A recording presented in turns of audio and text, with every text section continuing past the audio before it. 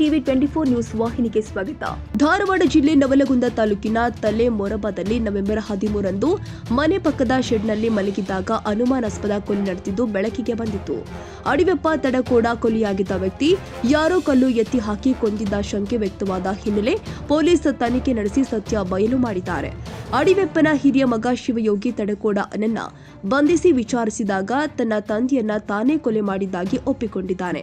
ಗ್ರಾಮದ ಮಹಿಳೆಯೊಂದಿಗಿನ ಅನೈತಿಕ ಸಂಬಂಧ ಹೊಂದಿದ್ದ ಶಿವಯೋಗಿ ಅನೈತಿಕ ಸಂಬಂಧ ವಿರೋಧಿಸಿದ ತಂದೆ ಅಡಿವೆಪ್ಪ ಅನೈತಿಕ ಸಂಬಂಧದಲ್ಲಿ ಮುಳುಗಿ ಹೋಗಿದ್ದ. ಮಗನ ಮದುವೆಗೆ ತಯಾರಿ ನಡೆಸಿದ್ದ ಅಡಿವೆಪ್ಪ ಹೆಣ್ಣು ನೋಡೋಕೆ ಹೊರಟಿದ್ದ ಹಿಂದಿನ ದಿನವೇ ಕೊಲೆಯಾಗಿದ್ದಾನೆ. ಅನೈತಿಕ ಸಂಬಂಧಕ್ಕೆ ತಂದೆ ಅಡ್ಡಿಯಾಗುತ್ತಾನೆಂದು ಕೊಲೆ ಮಾಡಿದ ಶಿವಯೋಗಿ ನವಲಗುಂದ ಠಾಣೆಯಲ್ಲಿ ದಾಖಲಾಗಿದ್ದ ಪ್ರಕರಣವನ್ನ ಆರೋಪಿಯನ್ನ ಬಂಧಿಸಿ ನ್ಯಾಯಾಂಗ ಬಂಧನಕ್ಕೆ ಒಪ್ಪಿಸಿದ್ದಾರೆ ಪೊಲೀಸರು. ಕನ್ನಡಿಗರ ಮೆಚ್ಚಿನ ನಿಮ್ಮ ಟಿವಿ 24 ಕನ್ನಡ ನ್ಯೂಸ್ ವಾಹಿನಿ ಇದೀಗ ಟಿವಿಯಲ್ಲಿ ಲಭ್ಯ.